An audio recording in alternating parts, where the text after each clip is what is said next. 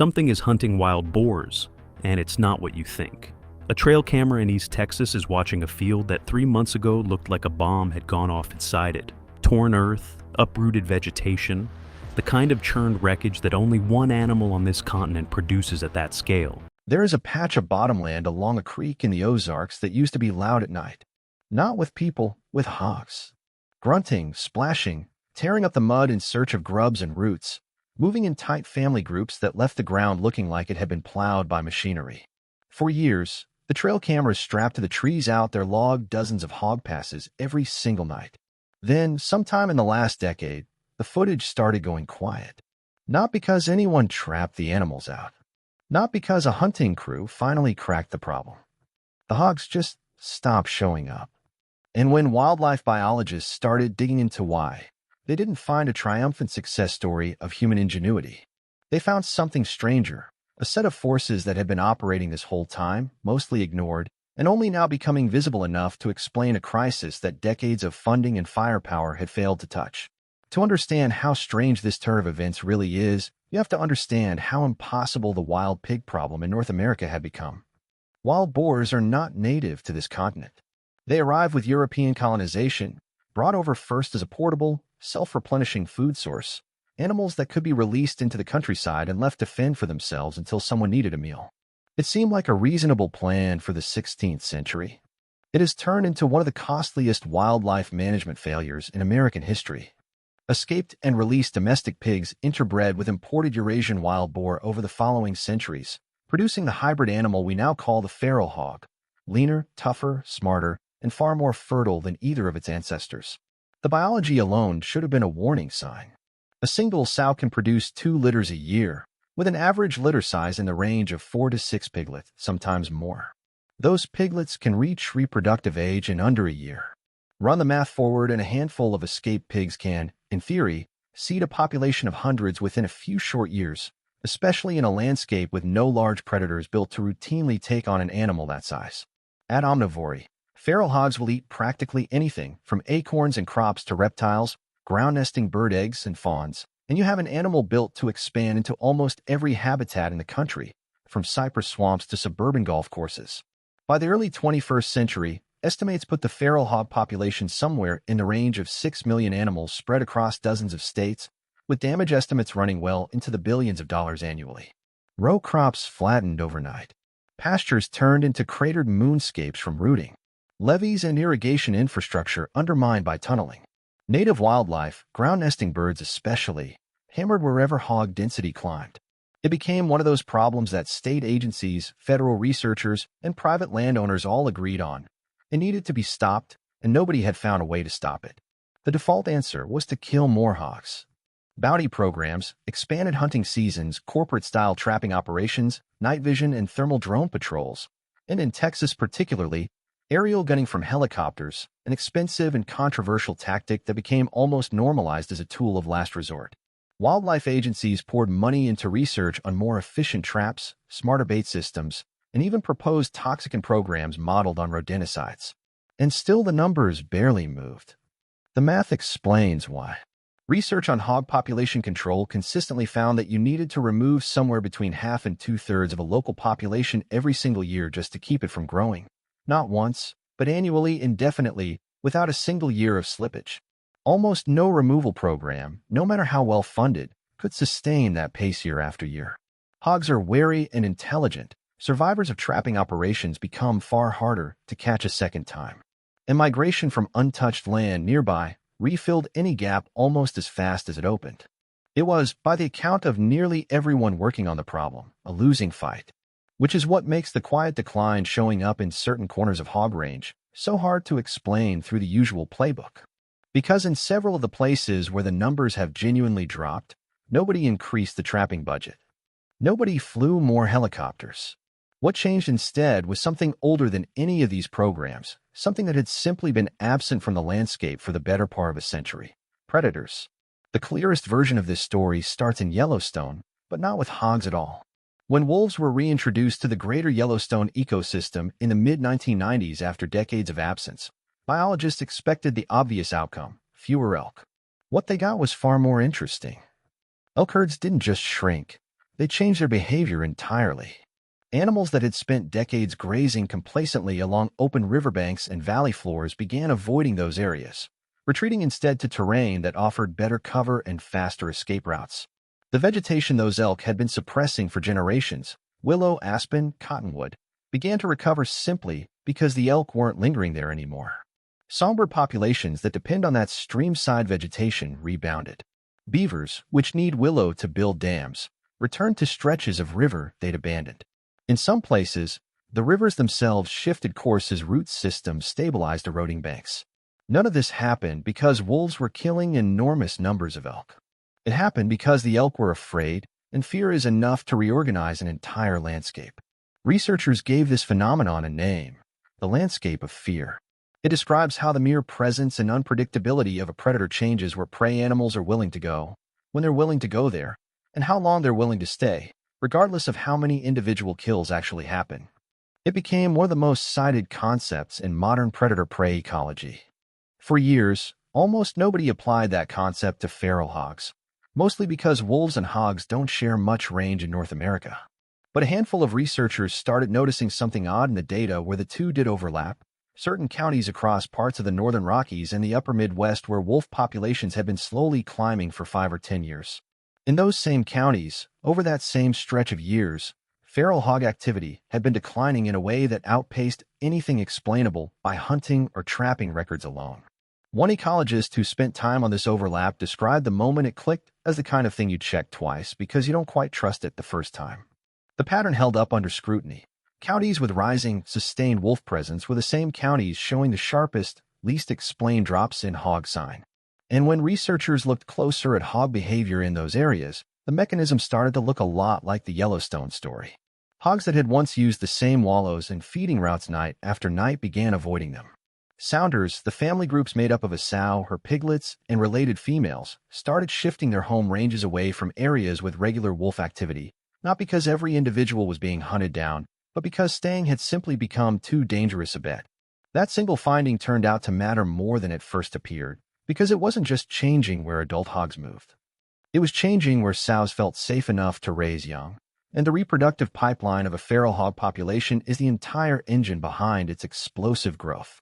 Squeeze that pipeline, even without killing many adults, and the growth curve bends. But wolves alone can't explain the broader pattern, because wolf range covers only a sliver of the country where feral hog numbers are collapsing, and none of it touches the deep south, where the hog problem is worst. So the search for an explanation moved south, into a region without wolves, and it landed on a predator most people don't associate with pig hunting at all: the mountain lion. In the fall of 2019, a Missouri Department of Conservation biologist doing a routine camera trap check along an Ozark Creek drainage found something that didn't belong there. A dead juvenile hog cached beneath a rock ledge in a manner distinctive to exactly one predator in North America, with a fresh, unmistakable big cat track pressed into the mud beside it, in a county where no confirmed mountain lion sighting had been logged in the state's modern wildlife database. It wasn't an isolated report. Similar sightings, tracks, and confirmed kills had been trickling in from Missouri, Arkansas, Kentucky, Illinois, and parts of the Deep South for years, part of a slow, quiet eastward expansion of mountain lion range that gets far less public attention than wolf recovery, but has been documented with increasing frequency by state agencies nonetheless. Mountain lions hunt differently than wolves, and that difference turns out to matter a great deal for hogs specifically. They're solitary ambush predators rather than pack hunters, and while they're fully capable of taking prey as large as an adult elk or deer, a full-grown feral hog, which can weigh anywhere from 100 to well over 300 pounds and carries thick hide, sharp tusks, and a genuinely aggressive temperament, is a risky target even for a mountain lion. Juvenile hogs are a different story entirely. Field research out of Texas and California found that in areas where hogs and mountain lions overlap, the cats consistently and selectively target piglets and juveniles rather than adults. That selectivity turns out to be strategically brutal for a hog population, more so than killing adults would be. You don't need to remove every hog to collapse a population's growth. You just need to consistently suppress the survival rate of the piglets that would otherwise mature into the next generation of breeding sows. Given how much of a feral hog population's explosive growth depends on rapid juvenile maturation, a steady, unglamorous diet of piglets can push a sounder's growth rate below the replacement threshold year after year, until the population isn't just stagnant, it's shrinking. And because this predation had been happening gradually, in a species most North American predator research had never bothered to track closely, the pattern sat buried in years of disconnected agency data until someone finally thought to line the two datasets up side by side. Even combined, though, wolves and mountain lions don't cover the ground where the feral hog crisis is most severe. Louisiana, Mississippi, the lower half of Texas, places with the densest hog populations and the worst agricultural damage, have essentially no established population of either predator. Something else had to be driving the decline showing up there, and the answer turned out to be biological rather than behavioral. In 2017, a wildlife manager in rural Louisiana was staring at a set of numbers that didn't add up. His county's estimated hog population had dropped by close to 30% over a year and a half. Despite no increase in removal efforts, trapping had actually been scaled back due to budget constraints. Curious, he pulled tissue samples from an unusually high number of hog carcasses that hunters and landowners had been reporting. Animals found dead in fields and creek bottoms with no obvious wound or trap involved. The lab results came back positive for pseudorabies, a herpes virus that occurs naturally in pigs and spreads efficiently through direct contact, shared water sources, and the scavenging of infected carcasses. In domestic hog operations, pseudorabies is managed through vaccination and strict biosecurity. In wild, free-ranging feral hog populations, there's no such containment. The virus can cause high mortality in stressed juveniles, impair reproduction in breeding sows, and spread further still to other species that scavenge infected carcasses. Coyotes, raccoons, even black bears have turned up dead from exposure. Under normal population densities, it tends to smolder rather than explode. But when a population is large, tightly packed, and nutritionally stressed, the conditions for a much more explosive outbreak line up, and that's precisely the situation predator pressure tends to create indirectly. When wolves or mountain lions push hog groups off their preferred range and compress them into smaller, more crowded pockets of habitat, they inadvertently manufacture exactly the close, repeated contact that a virus like pseudorabies needs to spread fastest. That convergence, predators reshaping hog distribution, disease exploiting the resulting crowding, and both acting on the same populations without any coordination between them, is what some researchers in this field have started referring to as ecological convergence. Multiple independent pressures compounding on the same species from different angles, producing a combined effect that none of them could achieve alone. A wolf pack pushing a sounder off a river bottom in Missouri isn't just an occasional kill. It's reorganizing where every hog in that area is willing to feed and breed. A mountain lion working a creek drainage in Arkansas isn't just removing piglets one at a time. It's quietly dismantling next year's litter count with a consistency no trapping crew has matched. And a pseudorabies outbreak moving through a stressed, crowded sounder in a Louisiana swamp isn't just killing individual animals. It's enforcing a population ceiling no fence or budget could replicate. None of these forces are new. Wolves have been slowly recolonizing parts of their historic range for 2 decades. Mountain lions have been pushing east just as gradually. Pseudorabies has circulated in southern hog populations for generations. What's new is that these slow, quiet, previously uncoordinated processes have accumulated to the point where their combined effect finally shows up clearly in population data, audible, in a sense, in trail cameras that used to log dozens of nightly hog passes and now log almost none. None of this means the crisis is over. Across huge stretches of the Deep South, Louisiana, Mississippi, Alabama, Georgia, much of Florida, neither wolves nor mountain lions have any meaningful foothold. Hog populations remain enormous, and the agricultural damage continues largely unabated. Farmers in those regions are still walking fields that look like they were plowed by an angry machine overnight. Ground-nesting bird populations are still declining wherever hog density stays high. And looming over the whole picture is a far darker variable that wildlife agencies are watching with real unease: African swine fever, a highly contagious viral disease with no available vaccine for wild pig populations, which has already devastated domestic and wild pig populations across large parts of Asia and Europe. It hasn't established itself in North America, but agencies have contingency plans ready in case it ever does, because an outbreak here would be a genuine catastrophe for the domestic pork industry, a sector worth hundreds of billions of dollars, even as it accomplished, almost overnight, something decades of removal programs never could. It's an uncomfortable thing for wildlife managers to say out loud, and most are careful to frame it exactly as it is. Nobody studying this disease is hoping for an outbreak. They're running models, hoping they never need them. The broader lesson researchers keep coming back to, whether they're studying feral hogs, invasive species elsewhere, or ecosystem collapse in general, is that complex ecological systems tend to carry their own self-correcting mechanisms. They're slow. They're unpredictable.